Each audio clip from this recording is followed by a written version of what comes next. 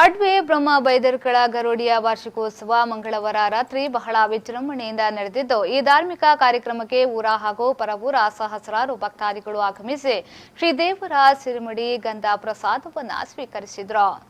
ಈ ಬಗ್ಗೆ ವಿ4 ನ್ಯೂಸ್ನೊಂದಿಗೆ ಮಾತನಾಡಿದ ಗರೋಡಿ ಸಮಿತಿಯ ಕಾರ್ಯದರ್ಶಿ ನವೀನ್ ಎಸ್ ಸುವರ್ಣರವರು, ನವೆಂಬರ್ 25ರಂದು ಹಸಿರುವಾಣಿಯೊಂದಿಗೆ ಗರೋಡಿ ಪ್ರವೇಶ ಕಂಡು ಆರಂಭಗೊಂಡ ಈ ವರ್ಷದ ಗರೋಡಿಯ ವಾರ್ಷಿಕ ನೇಮೋತ್ಸವ 26ರ ರಾತ್ರಿ ನೈವೇದ್ಯ ಸೇವೆ ಹಾಗೂ ಅನ್ನಸಂತರ್ಪಣೆ, 27ರ ಮಧ್ಯಾಹ್ನ ಅನ್ನಸಂತರ್ಪಣೆ, ರಾತ್ರಿ ಬೈದರ್ಕಳ ನೇಮೋತ್ಸವ ಹಾಗೂ ಅಂತಿಮವಾಗಿ 28ರ ಮಧ್ಯಾಹ್ನ ಮಾಯಂತಲ ನೇಮೋತ್ಸವದೊಂದಿಗೆ ಈ ವರ್ಷದ ಜಾತ್ರಾ ಮಹೋತ್ಸವ ಅಂತ್ಯ ಕಾಣಲಿದೆ ಎಂದರು.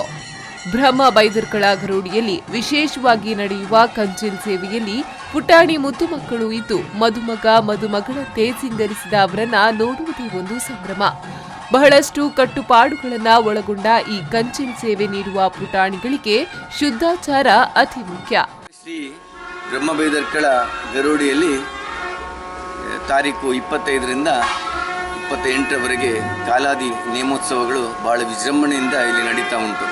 ಹಲವಾರು ವರ್ಷಗಳಿಂದ ಭಕ್ತಾದಿಗಳ ಒಂದು ವಿಶೇಷವಾಗಿ ಗಮನ ಸೆಳೆಯುತ್ತಾ ಈ ಪ್ರದೇಶದಲ್ಲಿ ಅಸಂಖ್ಯಾತ ಭಕ್ತರು ಪ್ರದೇಶಕ್ಕೆ ಭೇಟಿ ಕೊಟ್ಟು ತಮ್ಮ ಇಷ್ಟಾರ್ಥಗಳನ್ನು ಸಿದ್ಧಿಸಿಕೊಂಡು ಇಲ್ಲಿಂದ ಹೋಗ್ತಿದ್ದಾರೆ ಎನ್ನುವುದಕ್ಕೆ ಇವತ್ತಿನ ಈ ಒಂದು ಜನಜಂಗುಳಿ ಇದಕ್ಕೆ ಸಾಕ್ಷಿ. ತಾರೀಕು 25ರಿಂದ ಗರಡಿ ಪ್ರವೇಶಗೊಂಡು ನಿನ್ನೆ ಬೈದರ್ಕಳ ಅಭಿನವ ಸೇವೆ ನಡೆದು ಇವತ್ತು ನೇಮೋತ್ಸವ ನಡೀತಾ ಇದೆ. ನಾಳೆ ಮಯಂದಲ ದೇವಿಯ ನೇಮೋತ್ಸವವು ನಾಳೆ ಮಧ್ಯಾಹ್ನ ನಡೆಯುತ್ತಿದೆ. 3 ದಿವಸದ ಕಾರ್ಯಕ್ರಮ ಊರ ಪರವೂರ ಸಮಿತಿಯ ಶ್ರೀ ಜಯಶ್ರೀ ಸುವರ್ಣ ಇದರ ಗೌರವಾಧ್ಯಕ್ಷರಾಗಿ, ನಮ್ಮ ಸಮಿತಿಯ ಸುಂದರಿ ಸುವರ್ಣ ಇದರ ಅಧ್ಯಕ್ಷರಾಗಿ, ಮುಂಬೈ ಕಮಿಟಿ ಮತ್ತು ಊರ ಜನವರ ಎಲ್ಲ ಈ ಒಂದು ಸಹಕಾರದೊಂದಿಗೆ ಈ ಸಂದರ್ಭ ಗರೋಡಿಯ ಸಮಿತಿಯ ಗೌರವಾಧ್ಯಕ್ಷರಾದ ಜಯಶ್ರೀ ಸುವರ್ಣ, ಅಧ್ಯಕ್ಷ ಸುಂದರ್ ಯು ಸುವರ್ಣ ಸಹಿತ ನೂರಾರು ಗಣ್ಯರು ಉಪಸ್ಥಿತರಿದ್ದರು.